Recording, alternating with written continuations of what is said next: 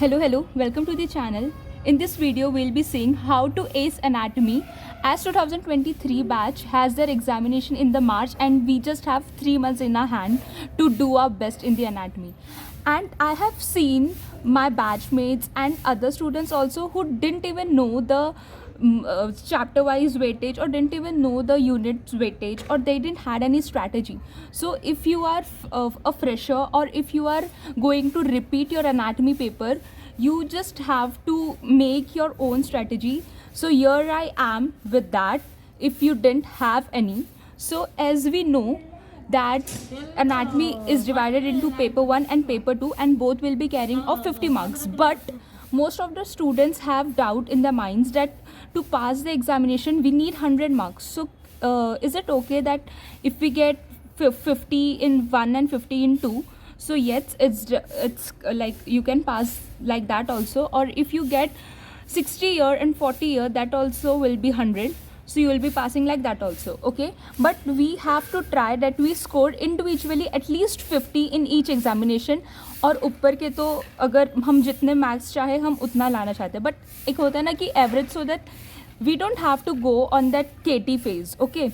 So I recently talked to a guy who has KT in the anatomy paper, and I just realized that people are not even aware, or they just don't know the basic things. So the freshers especially who are watching me, I don't want you all to do the same mistakes. So I have told this several times in my previous videos also, that know the weightage of each unit, okay? Know the weightage of each unit, so that you are aware ki how many SAQs will be present from that particular topic, or how many LAQs will be present, and give priority to the topics who carries the most numbers, okay, who carries the most marks, okay? So in this particular video we'll be seeing anatomy 1, then I will make another video for anatomy 2. So in anatomy 1 we have 5 topics altogether. Those are upper limb, head neck face, central nervous system, general anatomy and embryology, and I find paper 1 to be more easier than the paper 2, okay? तो सबका अलग अलग हो सकता है, but I found paper 1 to be easy. So upper limb again will be easier, at the easier side, because upper limb we are doing from our first term, so we are doing it since beginning, तो हमें वो पहले से ही आता होगा. Then general anatomy ये भी हम स्टार्टिंग से ही करते हैं. So these two are those things जो ऐसे ईजियर साइड्स पर है, okay? So people may think कि यहाँ पर टॉपिक ज़्यादा है, एंड पेपर 2 में topics as comparatively to paper 1 कम है, but still these topics are the easier ones, okay? Yeah the main and the difficult one which student find is head neck face. बाकी rest of the 4 topics are very simple, and the questions are very particular which comes in the examination, okay? So पहले तो ये लिख लो, या तुम्हें ध्यान नहीं रहेगा तो एक अपने आगे बना लो ये चीज़ की. 5 टॉपिक है पेपर 1 में: upper limb, head neck face, central nervous system, general anatomy and embryology. Then how many SAQs and LAQs will be present from those topics, okay?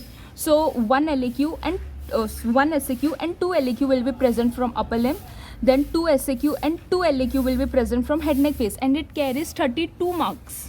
दिख रहा है? ये जब आंखों के सामने होता है ना, तब ज़्यादा ध्यान जाता है हमारा, ज़्यादा हम we get the clearance in our mind well studying. Then उसके बाद upper limb is for 27 marks. So you know we get to know कि किसे हमें ज़्यादा टाइम देना है, क्योंकि यहाँ से 2 SAQ और 2 LAQ आने वाले हैं. Then central nervous system, 1 SAQ and 1 LAQ, okay? And the rest will be MCQ. Sorry.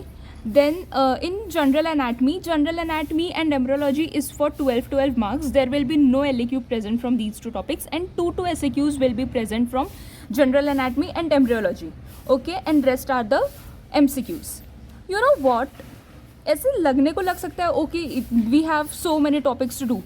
But you know, in anatomy, major of the times, if you'll go through the previous year questions, there are particular topics which comes each year, और there are particular topics जो हर साल वही आते हैं घुमा फिरा के. So you know, go through those topics, and if you don't want to go through that topics, I have already made video on that. So just check the playlist and see that video in which I have covered all the important LAQs and SAQs or important topics I have covered. But if you will comment me, I will make a particular video in which I will put LAQs, all the LAQs which are important for your examination. So if we'll see about upper limb, in upper limb there are only 27 questions which are important for you to do. Is 27 के like there are 98.98% of point that chances 98% chances से भी ज़्यादा है कि इन्हीं 27 questions में से examination में आए. So if you do this 27 questions only out of, there are so many numerous topics, but out of 27 question, if you do 27 question, you will be having 27 marks. Okay, 27 question करने के 27 marks upper limb के होंगे. But still 27, if you are saying अभी we are going to start, then how can we will be able to cover all those 27? So I am talking about now those who will be starting their studies now in the last 3 months, what to do. So like उसमें से जो LAQ के लिए आ सकते हैं उस पर ध्यान दो. So out of 27 there are only 7 topics जिसकी LAQ की आने की संभावना बहुत ही ज़्यादा है. Like 7 out of 7 question करके you will be getting 2 questions from that. 7 में से 2 questions will be from those topics. सिर्फ 7 question करके अगर LAQ के तुम्हारे अपर लिम्ब से तुम्हारे 2 LAQ आ रहे हैं, so कितने हो जाते हैं? 20 marks. बस 7 question करके तुमको 20 marks कर रहे हैं. But the condition here is you have to do this 7 questions very thoroughly. Okay? Then we will see in head neck face. Head neck face is such a topic, I must say, like I don't know how much to stress this. There are just 7 topics which comes in LAQ. लोगों को लगता है भाई this is so difficult, this is for 32 marks, but there are only 7 questions which each time every year from those 7 questions only it comes in the examination. तुम्हें खुद जाना है, तुम खुद पास्ट 10 years पेपर देख लो. I have made videos on all 21 topics जो भी इंपॉर्टेंट है. And if you will say I will let you know these LAQ के लिए जो भी इंपॉर्टेंट टॉपिक्स है वो topics I will let you know. But there are only 7 topics जो LAQ के लिए आते हैं and you will get 2 questions directly from that. और वो साथ में से कभी कभार SAQ के लिए भी जाते हैं. So it will be beneficial for you in SAQ also, है ना. यहाँ पर मैं जो LAQ इंपॉर्टेंट बोल रही हूँ वो SAQ के लिए भी आ सकते हैं. बट LAQ के लिए अब बड़ा क्वेश्चन छोटे में आ सकते हैं, छोटा क्वेश्चन बड़े के आने के चांसेस बहुत ही ज़्यादा कम होते हैं. सो 7 क्वेश्चन करके you will get 2 LAQ from head neck face which will again give you 20 marks. समझ रहे? This is so simple. बस there are first you aim for LAQ. Okay, LAQ करके 20 मार्क्स का तुम अटेम्प्ट कर पाओगे. यहाँ पर 20 मार्क्स तुम्हें मिल जाएंगे आराम से. Only 7 questions. And head neck face की गारंटी मैं लेती हूँ कि उसी 7 क्वेश्चन में से LAQ आता है. Then in CNS we will have 1 LAQ and 1 SAQ और उसके टोटल 10 इंपॉर्टेंट क्वेश्चन है. And out of that 5 can be asked for your LAQ और उसमें से एक श्योरली आना ही है. 5 में से एक आना ही है. तो 5, तुम इतना बड़ा टॉपिक है, 5 LAQ नहीं कर सकते क्या? हेड नेक फेस तो इतना बड़ा है, it will come for 32 marks directly. For the 32 marks you just have to do 7 questions. And यहाँ पर तुमको एक SAQ इन्हीं 5 क्वेश्चंस में से आता है तो you will get 10 marks over year. Okay, and ये important questions which I am talking about the 95%, 95 or I must say more than 95%, but to be on a safer side we can say minimum 95% chances are there कि LAQ के question इन्हीं topics में से आए. Okay, and I am not saying कि do these many topics only. I am saying कि इसके बाद aim for these topics, these questions, these number of questions कि तुम ये कर लो क्योंकि 98% चांसेस इसी क्वेश्चंस में से आते हैं. 98 क्या, अब 98 में से भी ज़्यादा बोल देना चाहिए if I am talking about the total important topics. But still it is so simple.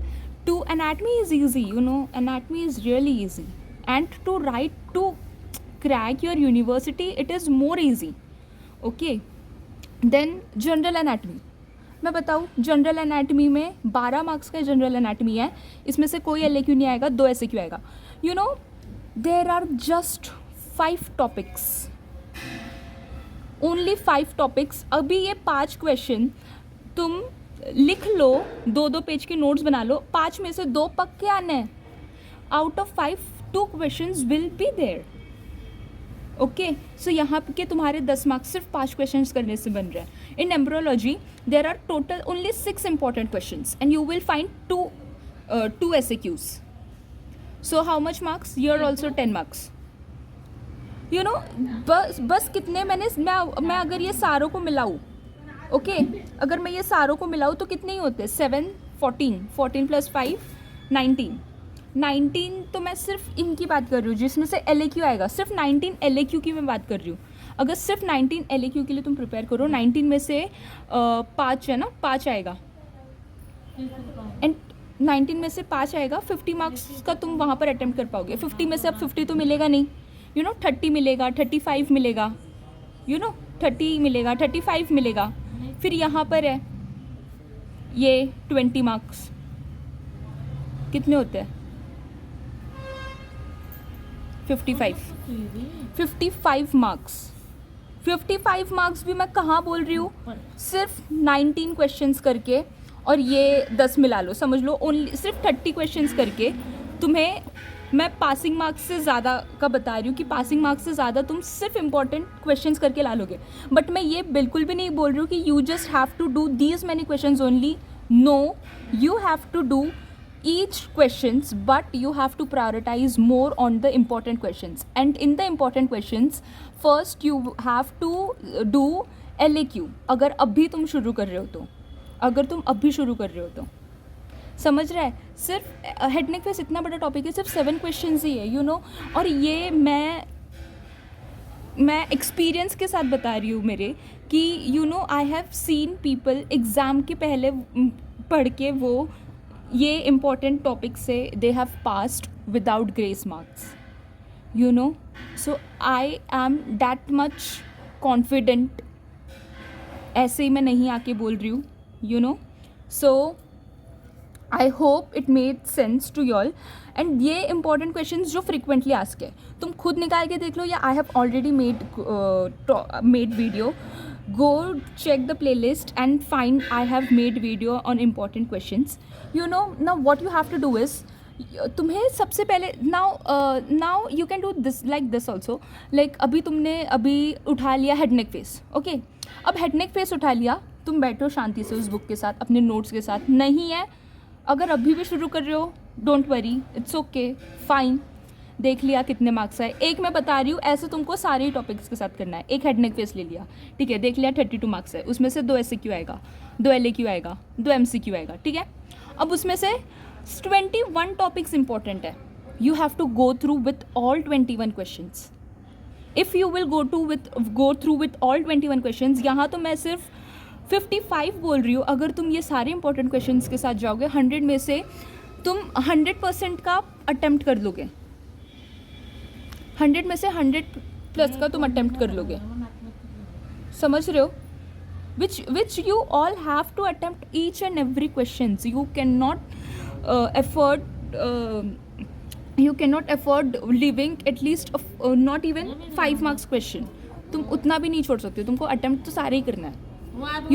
So you have to, it is simple, you just have to थोड़ा दिमाग खोल के करना है काम. 21 क्वेश्चंस है, ये तुम्हें करना ही है. लेकिन उसके जो 7 क्वेश्चंस है जो LAQ के लिए आते हैं, LAQ को मेन फोकस करो तुम अभी. मुझे according to me you should focus on LAQ most. So 2 LAQ आएगा. 7 ही टॉपिक्स है ऐसे जो बड़े बड़े हैं, आ सकते हैं LAQ के लिए, और वही आते हैं. एंड ये एनालाइज करके, 10 साल का एनालाइज करके, और जो पूरे साल भर पेपर दिए हैं उसे एनालाइज करके ये 7 क्वेश्चन निकाले, जिसमें से 2 आते ही हैं. तो वो 7 क्वेश्चंस के तुम्हें नोट्स बनाने हैं. तुम्हें SAQ के भी नोट्स बनाने हैं. ये जितने भी इंपॉर्टेंट टॉपिक्स है उस वीडियो में बताया, उस सब के नोट्स निकालने हैं. Notes is very important. At this time notes is very important. Why तुम्हें, और वो भी नोट्स ऐसे नहीं निकालना. अच्छा ठीक है, रफ में निकाल लिया, ऐसे निकाल लिया, ऐसे निकालने जैसे कि अगर वो क्वेश्चन एग्जाम में आया तो तुम कैसे लिखोगे वैसा. उतने ही क्लियरेंस के साथ उतने ही अच्छे से लिखना है। एक बार अच्छे से लिख लो, बाद में you have to revise it again and again. So जो भी LAQ के लिए मैंने बोला है, जैसे LAQ के लिए these 7 topics you will see 10 mark के हिसाब से 4 पेजेस के नोट्स बना लो विथ डायग्राम्स। एंड अगर SAQ के लिए तुम बना रहे हो तो 5 मार्क्स के लिए 2 pages is enough, okay, with diagrams. तो अगर मैं 7 क्वेश्चन 4-4 पेज के बनाने को बोल रही हूँ, आराम से एक दिन में तुम आराम से, अगर तुमने 2-3 घंटे भी दिए, आराम से you can make 4 to 5 questions, आराम से you can make notes of that. तो और मैं बताऊँ तुम्हें, आई विल लाइक, ये वीडियो बहुत ही ज़्यादा लंबा हो जाएगा, इसके लिए सिर्फ पेपर 1 के बारे में बोला है। But if you are watching till here, मैं एक बात बोलूँगी कि क्या बोलने वाली थी मैं, ठीक है अभी याद आएगा तो बताती हूँ। देन उसके बाद you will make notes, then after making notes, हाँ ठीक है याद आएगा, तो तुम अपने नोट्स बना लोगे, तुमको वो याद नहीं रहेगा। And don't even run behind the learnings, क्योंकि ना अभी लर्न करके वो एग्ज़ाम के पहले तक भूल ही जाते हैं। बट अगर नोट्स अच्छे से बना हुआ रहेगा, सो एग्ज़ाम के पहले it will be much easier for you to just go through those notes and just learn, revise, read learn, revise. Then afterwards you just have to read, learn and revise. अभी तुम अच्छे से notes बना लो, और समझ के बनाना है, मतलब नाउ यू हैव टू पहले अंडरस्टैंड करना है, अंडरस्टैंडिंग के साथ साथ तुम्हें एक अच्छा सा नोट्स बना लेना है। मेक 1 फ्रेश नोटबुक, चाहिए तो लगा तो एक फ्रेश नोटबुक बना लो, और उसके साथ उसमें तुम नोट्स अच्छे से बनाओ, ऐसे नहीं कि again you are taking rough book and writing all rubbish. Then practice diagrams, this is important, you know, then practice diagrams. And I am damn sure if you are the subscriber of Homeo with Ease, you will definitely crack with good marks. Why to fear when Prapti is here? This is what I feel. मैं खुद मेरे साथ होती हूँ तो मैं नहीं डरती, तो फिर तो okay, we will see in the next video with Anatomy 2, and let me know if you understood what I am trying to make you understand, so that I can make the same video on anatomy paper 2. But मुझे समझना पड़ेगा कि जैसा मेरा दिमाग चलता है क्या मैं तुमको वैसा बता पा रही हूँ या नहीं. So please let me know, and thank you for watching.